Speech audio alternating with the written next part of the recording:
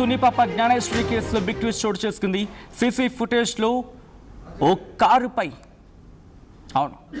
కారుపై ప్రస్తుతం అనుమానం వ్యక్తం చేయడం జరుగుతోంది జాను తల్లిదండ్రులు. సీసీ ఫుటేజ్ని చెక్ చేసినప్పుడు దాంట్లో కారు కనిపించింది. ఆ కారు మీద అనుమానం వ్యక్తం చేస్తున్నారు జాను తల్లిదండ్రులు. జ్ఞానేశ్వరి కనిపించిన రోజు సిహెచ్ అగ్రహారంలో చాలాసార్లు ఆ కారు చక్కర్లు కొట్టిందట. నర్సీపట్నం ప్రాంతంలో జాను తాతను ఆ కారు ఢీకొట్టింది. యాక్సిడెంట్ చేసి ప్రమాదం చేసి ఆపకుండా ఆ కారు వెళ్ళిపోయింది. ఆ కారు డ్రైవర్ వెళ్ళిపోయాడంటూ కూడా ఆ కుటుంబం ఆరోపిస్తోంది. కారుపైనే అనుమానం వ్యక్తం చేస్తుంది పాప కుటుంబం.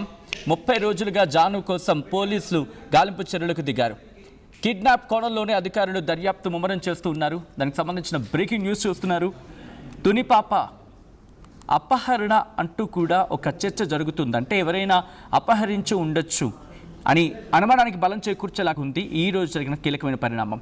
తునిపాప జ్ఞానేశ్వరి కేసులో బిగ్ ట్విస్ట్ చోటు చేసుకుంది. సీసీ ఫుటేజ్లో ఓ కారు కనిపించింది. ఆ కారు మీద జాను తల్లిదండ్రులు అనుమానం వ్యక్తం చేయడం జరుగుతోంది.